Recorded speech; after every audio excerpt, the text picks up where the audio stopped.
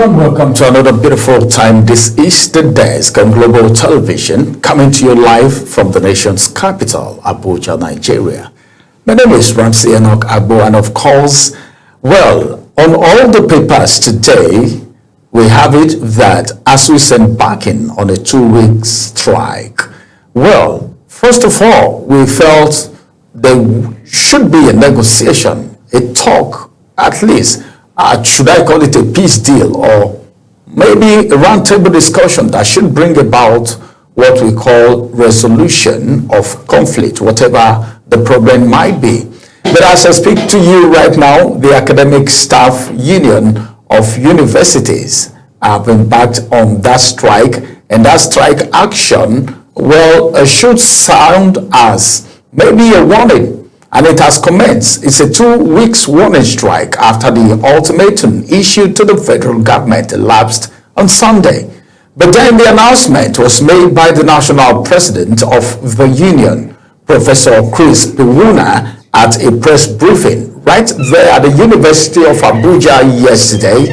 And of course, last Wednesday, the Minister of Education, Dr. Tunji Alausa, disclosed this in Abuja, that the government on their own part have entered the final phase of talks with Asuu, that is the Academic Staff Union of Universities, and other unions to resolve lingering dispute over welfare. That's one. Then funding, and the other implementation of the 2009 Asuu and federal government agreement. Alausa, who is the Minister of Education, noted that the Tinubu administration had already made significant progress with the release of 50 billion naira for the payment of end academic allowances, while another 150 billion naira had been captured in the 2025 budget for needs assessment to be disbursed in 3 tranches. That's the first tranches, the second tranches, and the third tranches. But despite all of this, despite the hope that Nigerians were given by the Minister of Education, the strike still happened today. We are keeping our fingers crossed to see if there would be negotiation, because some persons have the school of thought that if Pendancing and Dangote refinery strike can be called off within 48 to 72 hours, why not? That of the Academic Staff Union of Universities can also be resolved, whatever the problem is. It can also be resolved within this space of time. But this is the first day, and of course the first working day of the week, and the strike have already started. Will there be negotiation? There have been series of negotiations before now, and that is the outcome that, of course, the Minister of Education has put forward to the people. But then, one of the things that is surprising to Nigerians is the fact that the federal government is saying this might lead to no work, no pay for Asuu. But then, do you think that will be the solution to the problem, or is going to worsen the situation? Let's go on a quick break. I have 2 gentlemen joining me on the conversation today, but after this break, I'll tell you who they are and we'll get into the discussion proper. Stay with us. The desk returns after this break.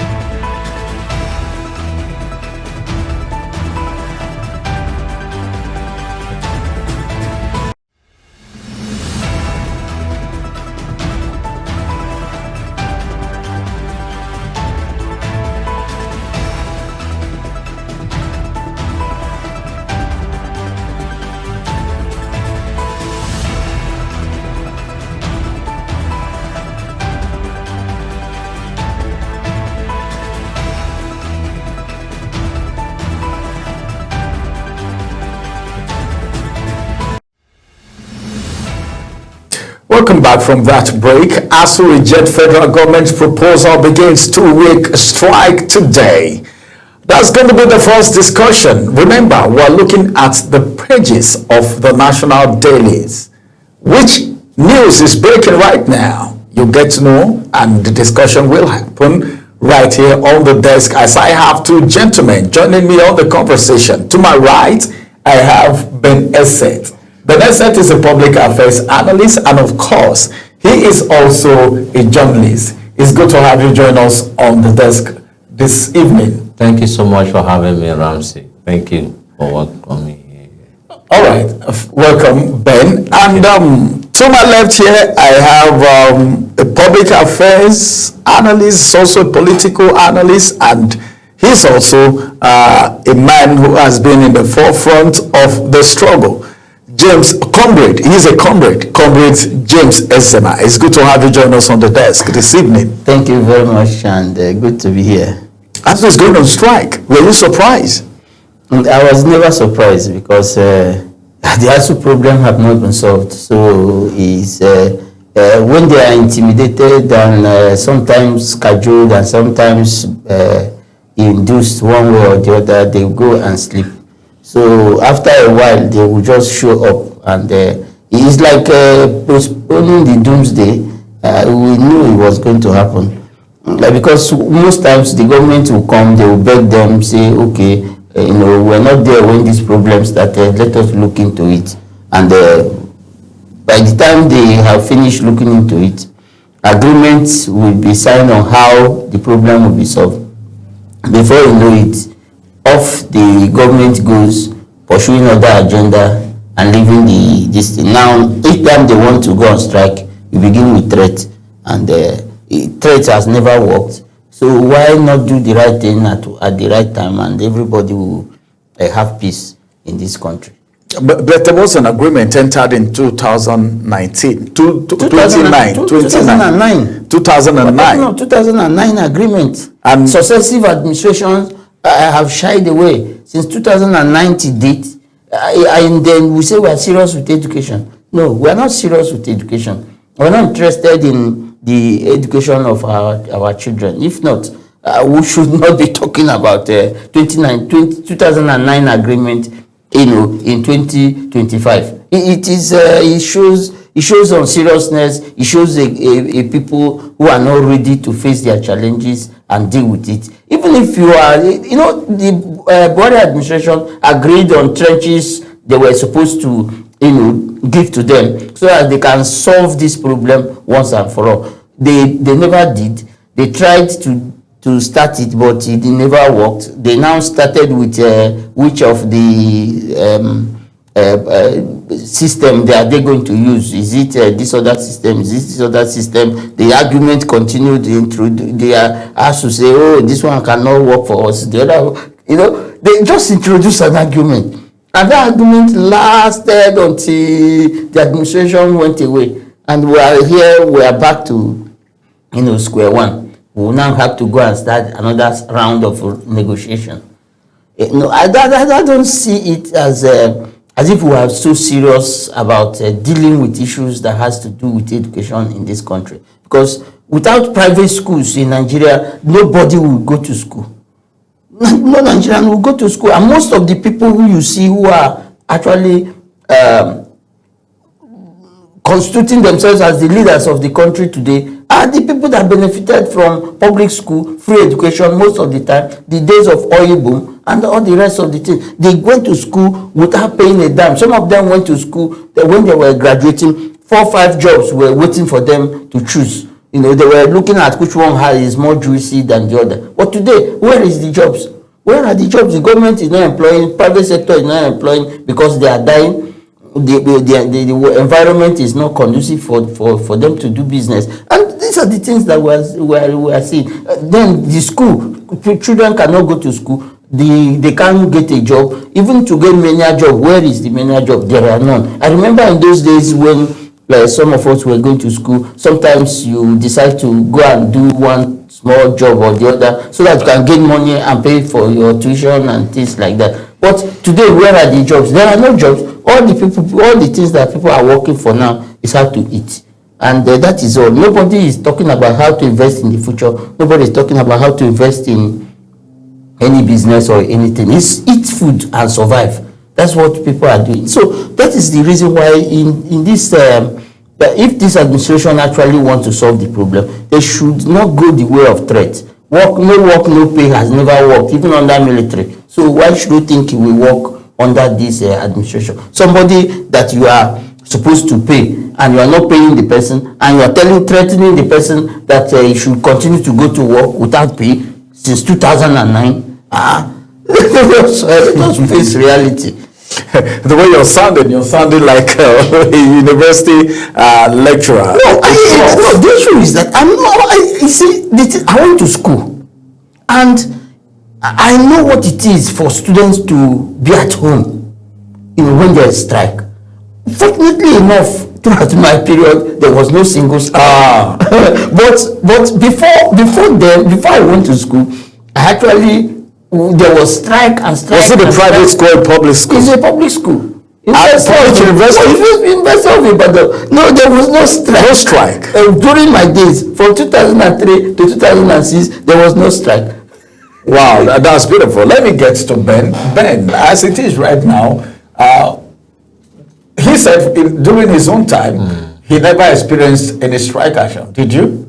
Well, unfortunately, I went to a private institution where I would really say it is not people that may be able to have, how do I call it, the money to attend such schools. Because sometimes when you look at the Asuu itself, on the other side of the coin, people has addressed them as professional strikers. For example, you look at the number of strikes that Asuu has been. I really think, okay, let's look at the previous administration of Muhammadu Buhari, the late Muhammadu Buhari, where he talks about the IPPIs.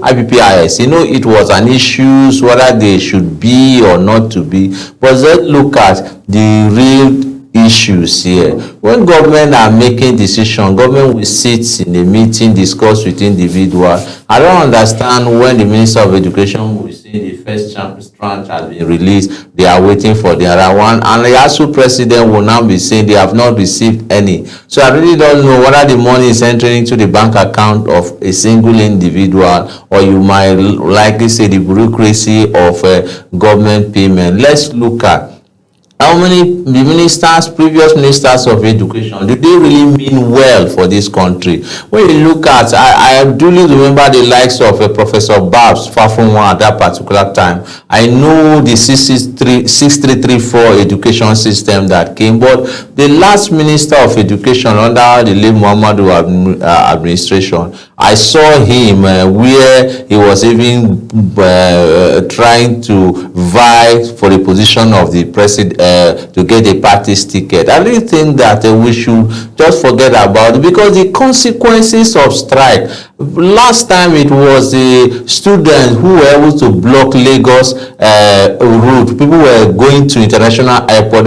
They were able to miss their flight. So there are negative consequences when you see people who are going on strike. And I think government should just take some certain policies and say this one is indeed an emergency. Okay, assuming it is the the aviation union that is going on strike, why is it that you see it is always within a short period of time they have just discussed the whole issue? If not, you see how sensitive the aviation sector is, because they wouldn't allow strike to linger. But the education sector, you are developing the manpower sectors of the economy. For a student who is studying medicine, before this policy, according to the professor, that we go to some of their laboratory, you just understand that somebody who is studying medicine and surgery, for example, is not going to learn with their contemporaries in other climes. So why is it really difficult for you to release funds? I think the Minister of Education seems to be political with that answer,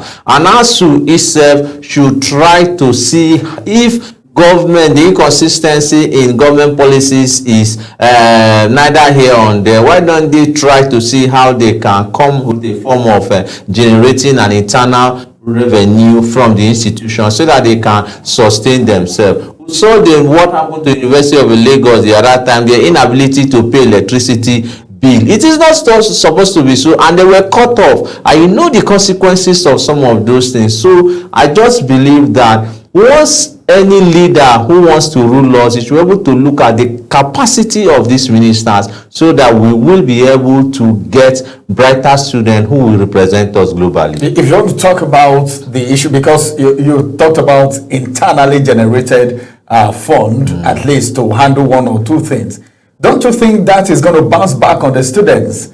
Because some cannot even buy handouts now. If you want to talk about generating income internally, don't you think some lecturers will take advantage of that? And you know now, the students will have to pay. Well, let's say, for example, looking at the agri sector, we're really looking at the veterinary sector. The issue of moving cow from Kotongora to somewhere in Akwa Ibom State, why don't you create some form of artificial insemination where they can be able to get pregnant even without could I say stress at all? That could be one of the basic things. And subsequently, internally generated revenue, what I really mean also is that the system itself should be able to be create an opportunity for people to showcase their wealth of knowledge.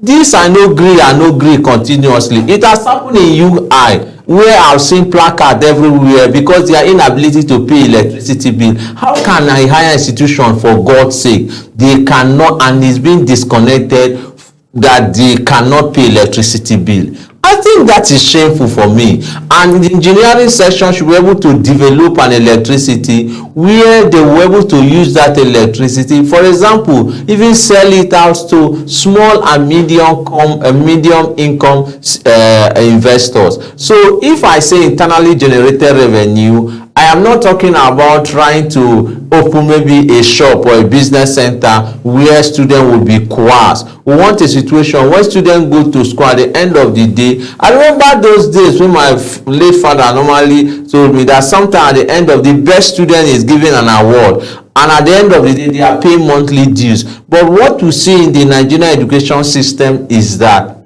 the system itself seems to be coerced, and at the end of the day, the previous Asuu president seems not to get answers to the solution. I really think that we should look at the whole issue, whether the Nigerian universities is lacking ideas, or they really think that they should just forget about Asuu completely and allow the government to run it by themselves. During the military era, I've gone to secondary school where the education department of the military were the one teaching us, and they have the skills, and at the end of the day they'll find out that it is making you to be stronger. But the way the Nigerian education system is, as I speak to you, the lecture hall, if a student is unfortunate to go to a lecture hall and is privileged to maybe go late to the lecture hall and staying behind, all the whole discussion or whatever the lecturer will be saying,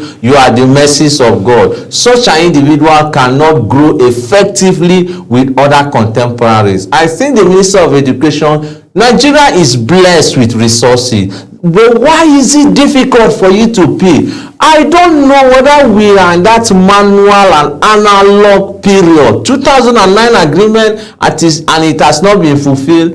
I think in the 21st century, we should look at other things to say. Other people are going to the moon.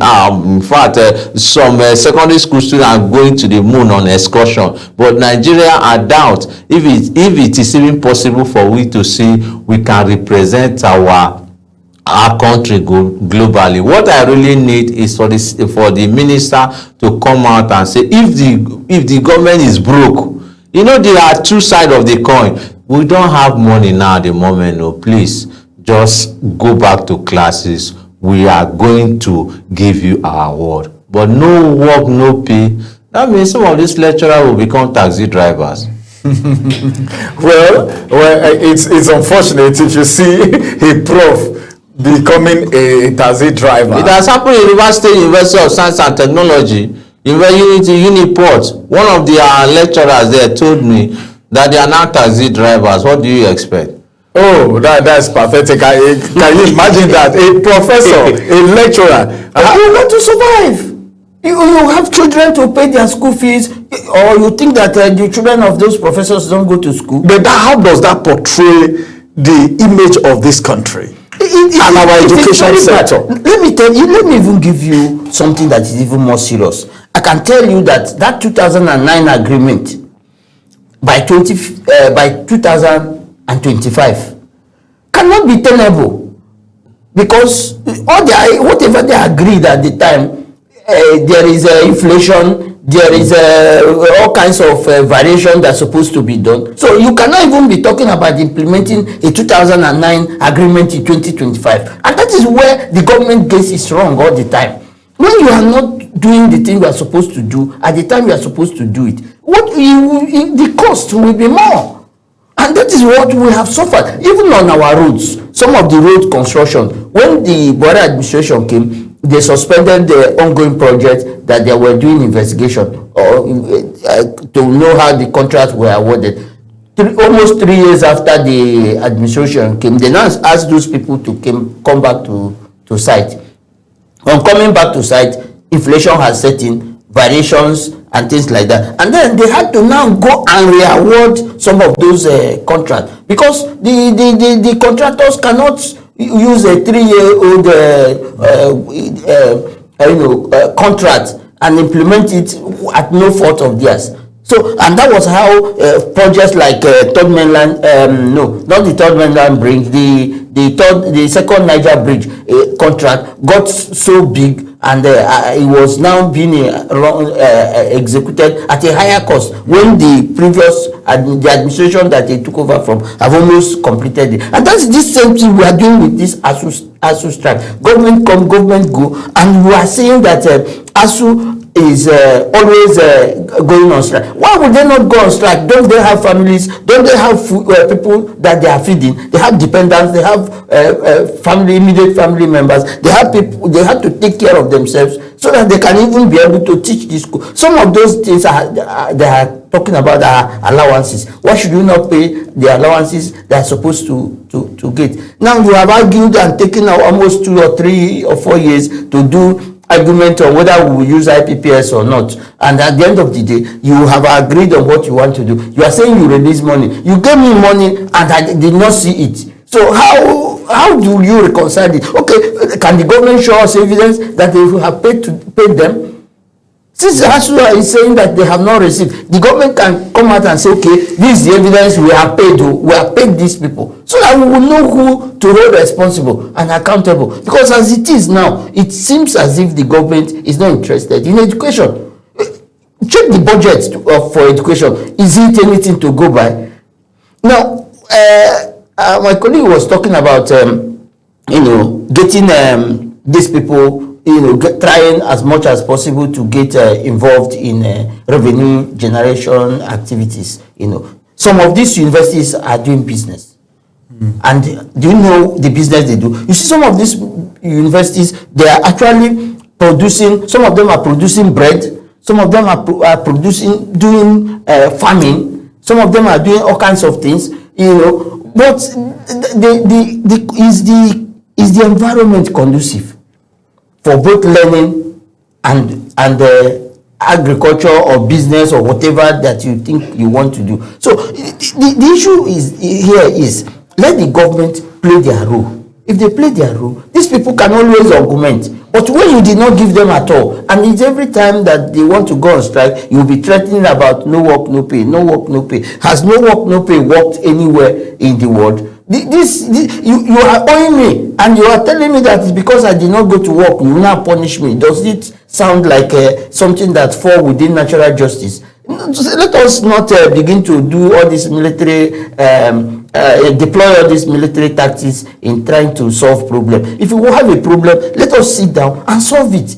Rather than Asuu is doing grandstanding, the federal government is doing grandstanding. At the end of the day, it is our brothers and sisters in the schools that will suffer. They will stay at home, they will have prolonged years, even though you will not get a job, but at least you finish school and know that you have finished school, you know the next thing you can be doing. For those of them who have opportunity to japa, they can now japa as they like. But as it is now, the person is stranded, he cannot go to school, he cannot do business, he cannot, how will he survive? Now the person will now sit down at home and still be eating parents' food. Just and then when it's not as if when he graduates he's sure that he's going to get any job anywhere. So these are the complications that we are facing here, that the government on their part should try as much as possible to make sure that they deal with this thing once and for all. You know, sometimes ago some people were saying, no, that the current administration have solved Asuu. Yeah, some people have that opinion. They were touting it. Yes, they were touting it as an achievement of the administration, and I said, fine, if that is what has happened, that's good for the administration. But now see where we are. We are back to strike. No, that is unfortunate. So if this administration is trying, why then the strike again? It's because some people have the opinion that Asuu is becoming insensitive. No. Anybody that is saying that Asuu is insensitive actually does not understand what it means to be owed money from 2009 to 2025. If those people that are talking, if somebody is owing them for 2 years, I'm sure they will not be talking about the person who the action. They will not want anybody to say the actions they are taking is an insensitive action. Not to talk of somebody that you are owing since 2009. No, the issue is not. It's not even that they owe them since 2009. That was when they eventually signed the agreement, because this thing has been there for years. Asuu had been on this issue. Then finally, in 2009, they now sat down, were able to agree on how to end this thing, and then they signed an agreement in 2009. And for the government to implement, it becomes a problem. So how will Asuu be insensitive? Unless there is something that the government is not telling us, let them tell us, so that we all be on the same page and be able to know who to blame. Because as it is now, I want to put myself in the shoes of a lecturer. Some of my schoolmates are lecturers. You know, some of them are lecturers, and I put myself in their shoes, assuming that I opted to go into the classroom, and then this is what I want to be seen. Somebody that is supposed to be married, he does not have money to go and marry, and then you are there saying that the person is insensitive. All right, let's move further. In fact, so many things and reactions coming from Nigerians. Some are saying, well, the federal government is not giving Asuu enough attention like they give to other sectors. But then let's move away from there and go to one of the stories that was on the papers today, which says Yakubu's reform laid foundation for credible elections. Well, credible polls coming. You know, the appointment of Ojo Amopitan, in fact, has generated a lot of reactions. Some people are saying, well, there are things he will need to do if he must stand tall in his office, because this is an office that everybody's eye is on.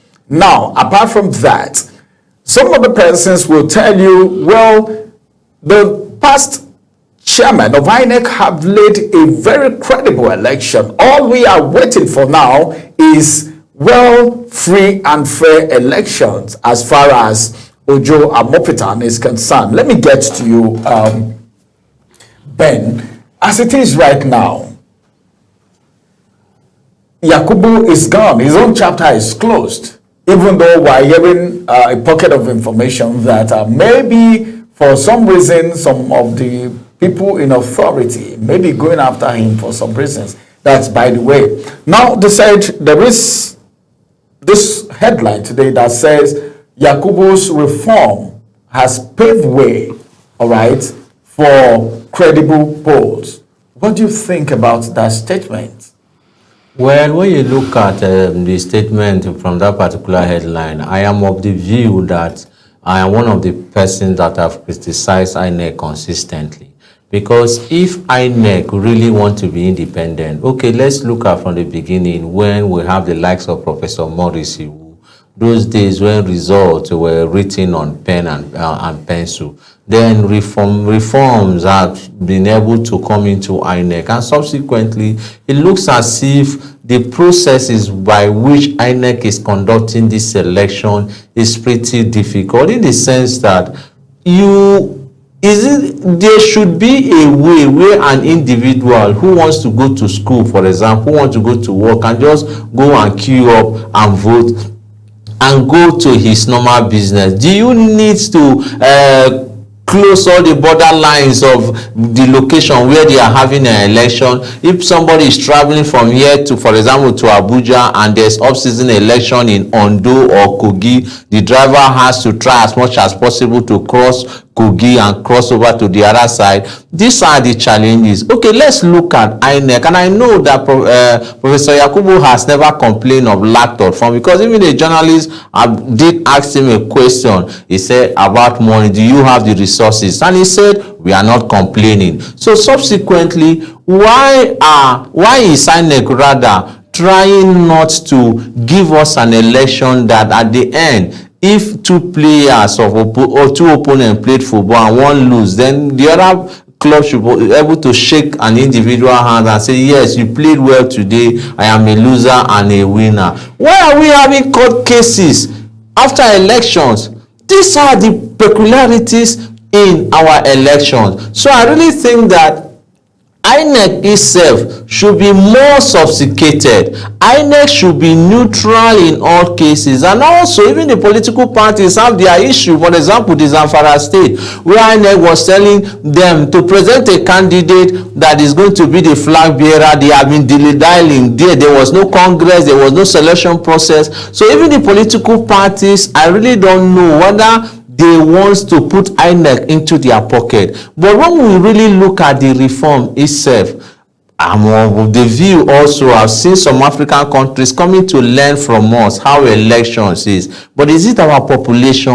Why can't there be transmission of results? All right. These are the issues. So INEC should be very, very objective and see how we can really... I'm returning back to you, because that's a big question you're asking there. Why can't we have our results transmitted the way it is supposed to be? Let's go on a quick break. After this break, we will return, and of course, it will be time for us to delve more into this conversation. The desk returns after this break.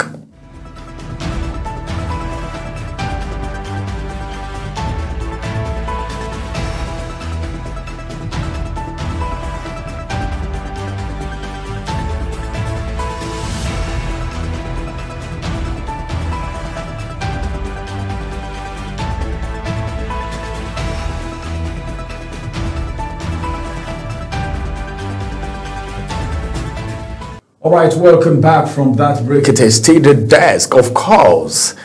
They said on the papers today, it has been written that Yakubu's reform, the foundation he has laid, all right, is enough for credible polls. Let me get back to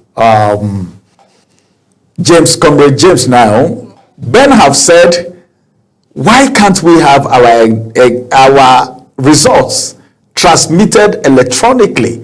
And INEC has not complained before that the funds are not there. Why do we have inconsistencies, flaw? Now, the question is this: do we have a reform on ground? Because a lot is expected of this INEC chairman that has been appointed, waiting for confirmation. Some persons are even saying already that his confirmation is going to be difficult. But I don't know anything about that, whether it is going to be difficult or not, because he may end up taking a bow, as it has been for some other persons, because at least his appointment is coming from the president. Now the question is this: do we have any reform on ground that we can now go to rest and say, yes, Amopitan is going to have it very easy, as it has to do with credible polls? You see, the problem I have with Nigerian election is not because of, it's not the reforms. It is the human element in reforms implementation. Because we have more than enough reforms on ground to give us credible, free, fair election that everybody would look at and say, yes, I know that this election is credible, free, and fair. But why are we not having it? It's human element, political interference, and corruption within the INEC itself. These are just the two problems. If the political interference is dealt with, then we will be able to work on the issue that has to do with the human element, and then not just the law, but the how do we implement this thing? Corruption that we are talking about is within. It's not only within. It's not only at the INEC level. It's also we also talk about the judiciary, because recent judgments of the court have also dealt a big blow to some of those reforms. When the court will now tell you that use of technology is not legally bounding on the parties that are involved in that election. They tell you that INEC guideline is not a law, So these are the things, these are the issues that we have to also confront. Reforms are, for the sake of being on paper, is not enough. You have reforms on paper, yes, but what have you dealt with the human element, the corruption? The human element has to do with the political interference. Political interference by politicians, political parties, and outsiders who want the result of the election to go in certain way. Then, within INEC itself, there are some people there who are there to make money, that they don't care about the integrity of the process any longer. They will tell you, go to court. You go to court, and the court is on its part, rather than righting the wrong. Well, now, what's the case? Because of the same problem of political interference and corruption. Hold it for a minute, because I've spoken to a judicial officer concerning that. And the judicial officer told me, in fact, one said he was even part of the lawyers for a particular electoral case. And he said the lawyers, the judges cannot manufacture the evidence. That what you see, what Nigerians see, is based on evidence that is not based on emotions. That a lot of Nigerians look at these judgments based on emotions. So, what do you think about such situations? That we don't know when a case is treated based on merit, and we don't know when a case is treated based on technicalities. You use technicalities to throw away a case. That you will now start telling us. See, let me tell you something. You see, it's like in some cases, if you have covered the courts, you watch the judges. If they want the judgment to go in a certain way, you watch what they do. They will be telling the lawyers of the other person that they want the judgment to go in their favor what to do and what not to do, by putting words in their mouths, making certain kind of suggestions in the court. They will see them stepping into the arena. So, but if the other, the opposing counsel is not, smart enough to object and raise issues concerning that, well, there's nothing anybody can do. But the point I'm trying to make is that, you see, our courts today, if you were the same courts that were there during the military, we will never have had a democracy, because they will not have been able to give the kind of judgments that were given in those days of struggle for democracy in Nigeria. They will not, because the influence from the leadership of the country will be there. The influence from politicians is there. The influence by corrupt elite within the circle, within this both organs, both INEC, judiciary, and everywhere. There are corruptions everywhere, and that is the where we issue is. Let us deal with some of these reforms in a manner that it will not be manipulated by any of the processes. All right, let's get back. The conversation is still on. As a matter of fact, we want to look at another very striking issue before we call it a wrap. On one of the papers today, it's been said that 2027 election now, no pact with Jonathan, says Obi. And a lot of people are saying, well, Obi, Jonathan, 2027 is pregnant, as a matter of fact.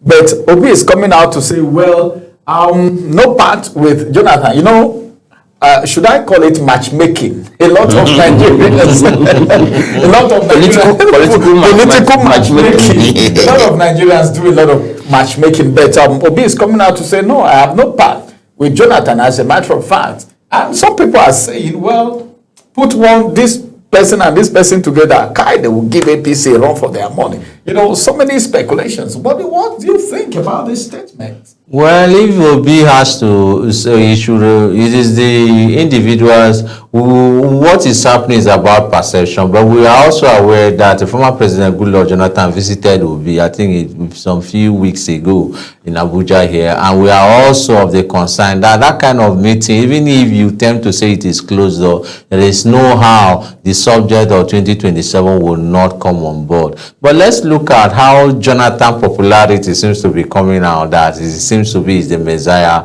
that the PDP has zoned the ticket to the south, and most especially they may not have somebody who will give President Bola Tinubu a run for their money. But with what is happening, we should also ask to be, is he part of the coalition or is with Labour Party? These are the issues. But I do know that Jonathan has been a man of God's favor, because when you look at a relatively unknown lecturer coming out to become a deputy governor, subsequently a substantive governor, after Depri Alamesi had passed on, before his coming at the period, I think, and the convention in Abuja here, where the former president Olusegun Obasanjo encouraged the second-term governors to take over from him. The likes of Peter Udilini was there, but Jonathan was not even. He came as a delegate. He was not even preempting that he's going to be a deputy governor. Right. This is how politics is. But I do know that this particular name, Jonathan and Obi, there are more that will be discussed in the future. On the final notes now, what's your opinion? What's your take about that? Well, the thing is that it's just developing, so let's see how it's going to go. But I know that what is trumping up this speculation is just this visit, this meeting that I held recently, and that is the reason. But let's see how it goes. But I don't think there is anything that we have not seen before that we are seeing today. All right. As a matter of fact, there is nothing that we've not seen before that it's new. This is politics, and of course, there are so many things are right there that a lot of people are speculating. 2027 is around the corner. But so be saying, I have no pact with Jonathan, the former president. Well, let's keep our fingers crossed and see how it's going to go. Many thanks for joining us on the program, Ben Esset. Thank you so much for having me. Thank you very much, Comrade James Ezema, for joining us on the desk. Thank you for having me. All right, this is going to be the size of the conversation today, but I want to assure you that a lot of speculations. But then, whatever happens, we will keep our fingers crossed and see what will happen at the end of the day. But notwithstanding, just know that the desk again will return for the next edition, and that's going to be on Wednesday. My name is Ramsey Enoch Agbo. Many thanks for joining us on the desk this evening. Bye-bye for now.